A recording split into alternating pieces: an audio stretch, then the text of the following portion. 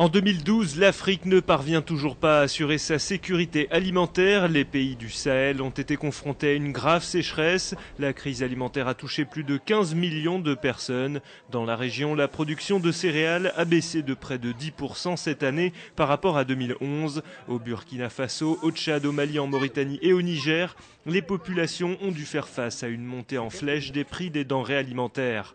Autre pays durement touché par les aléas climatiques, le Maroc. Les agriculteurs sont confrontés à des sécheresses désormais récurrentes, en moyenne une année sur deux.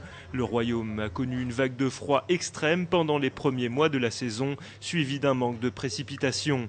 Résultat, chute de la production de céréales et de fruits et légumes. L'impact sur l'économie a été immédiat. La croissance n'a pas dépassé les 3% cette année contre 5% en 2011. Pour maintenir des prix abordables sur les marchés, les subventions étatiques n'ont cessé d'augmenter et les importations de céréales ont explosé, atteignant 5 millions de tonnes cette année contre 3,2 millions en 2011.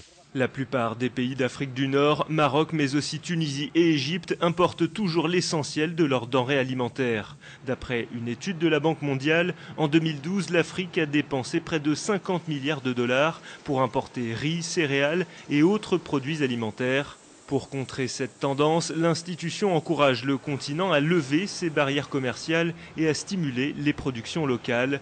Le potentiel est énorme, l'Afrique possède plus de la moitié des terres cultivables dans le monde. Problème, la majorité des investissements agricoles ne sont pas destinés aux cultures vivrières. Plus de 65% des terres rachetées par des sociétés étrangères sont exploitées pour produire du biocarburant. Jatropha, colza ou soja sont aujourd'hui cultivés par des millions d'agriculteurs pour le transformer en éthanol. Le continent est donc devenu un Eldorado agricole pour les multinationales étrangères qui investissent dans l'achat et la location de terres arables. Entre 2000 et 2010, près de 45% des contrats liés à l'exploitation de terres dans le monde ont été conclus en Afrique, 408 au total sur le continent contre 516 ailleurs sur la planète. Saoudiens mais aussi chinois, coréens et indiens sont présents sur ce marché depuis de nombreuses années. Des sociétés comme Olam, actives dans l'huile de palme et le caoutchouc au Gabon, mais aussi sur le reste du continent dans la noix de cajou ou encore le coton et le cacao. Justin Sugar Mills, un consortium indo-camerounais, a lui investi en 2012 91 millions d'euros dans une nouvelle sucrerie dans l'est du Cameroun.